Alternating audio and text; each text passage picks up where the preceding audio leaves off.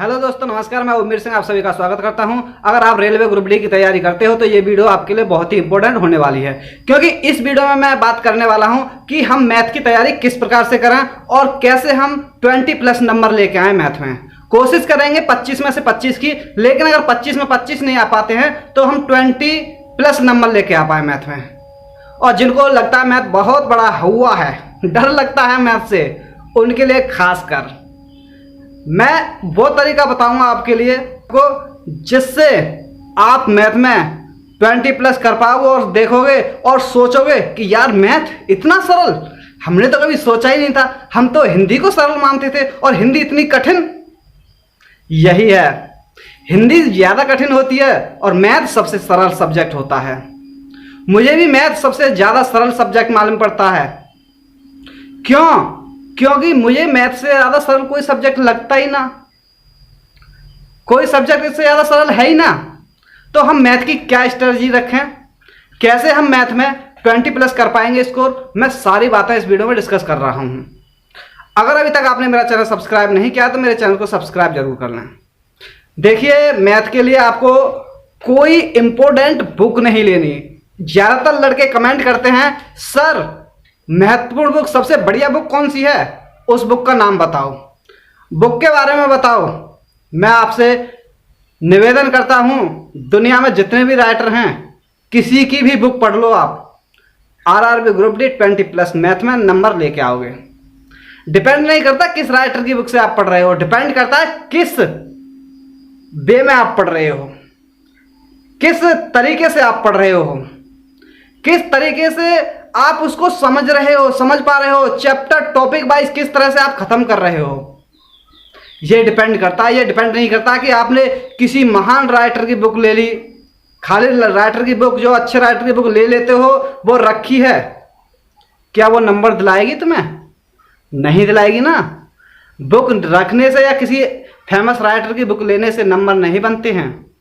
Number जो बनते हैं मैथ में प्रैक्टिस, रिवीजन और सीखने से बनते हैं।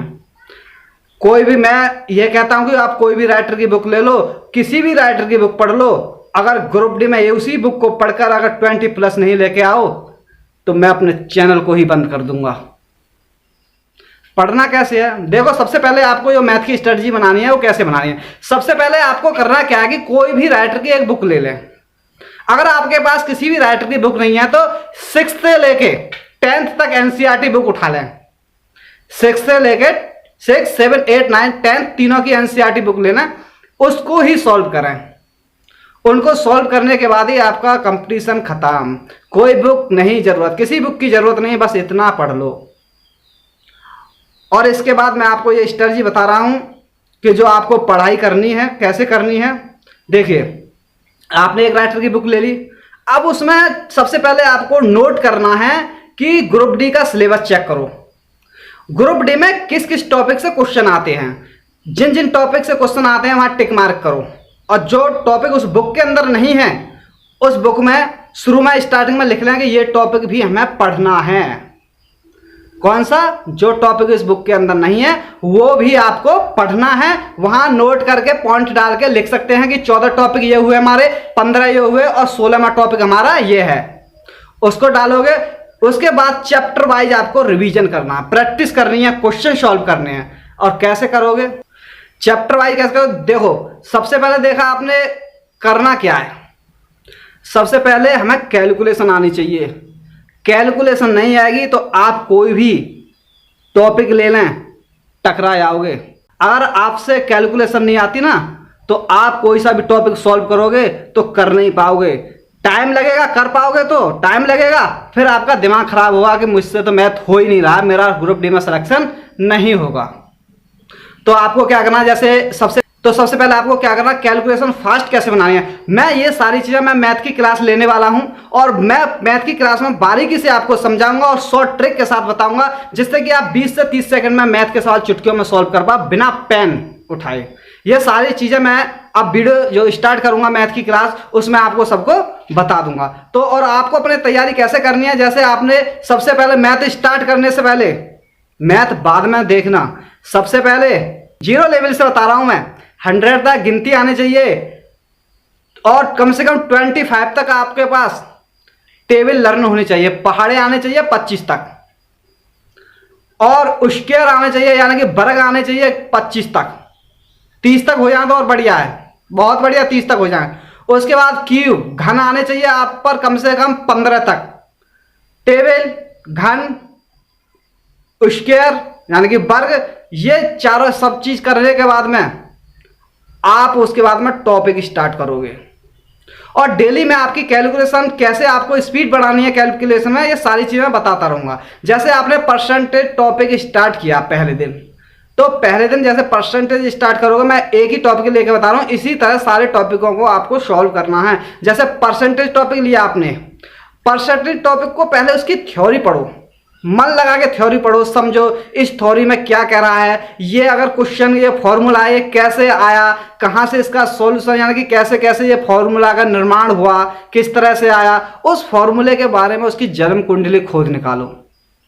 जब उस फॉर्मूले की जन्म कुंडली खोज निकालोगे आप, तो उसके बाद क्या करना है, जब थ्योरी कंप्लीट हो जाएगी तो आपको करना है क्वेश्चन। पहले सिंपल सिंपल क्वेश्चन करें, कम से कम पहले दिन 20 क्वेश्चन करें, बस पहली बार 20 क्वेश्चन कर ले, फिर दोबारा से उन्हीं क्वेश्चनों को रिवाइज करें। इस तरह से टॉपिक को खत्म करें। जब परसेंटेज का 2 से 3 दिन में आपका खत्म हो जाएगा, उसी टॉपिक को दोबारा रिवाइज करो, दोबारा रिवाइज करो, वहीं दोबारा बहुत जल्दी कर पाओगे, क्योंकि कुछ क्वेश्चन आप ऐसे छोड़ोगे। दोबारा करने के बाद में क्या करना है आपको, अगला टॉपिक स्टार्ट करना है। जैसे प्रॉफिट एंड लॉस का टॉपिक स्टार्ट किया, जैसे प्रॉफिट एंड लॉस का टॉपिक खत्म होगा, फिर तीसरे, जब उसके बाद में तुरंत परसेंटेज रिवीजन करना है, फिर प्रॉफिट एंड लॉस पढ़ना है। इस तरह से पढ़ते जाओ, कोई बुक नहीं इंपॉर्टेंट होती, जो बुक आपके पास है वही बेस्ट है।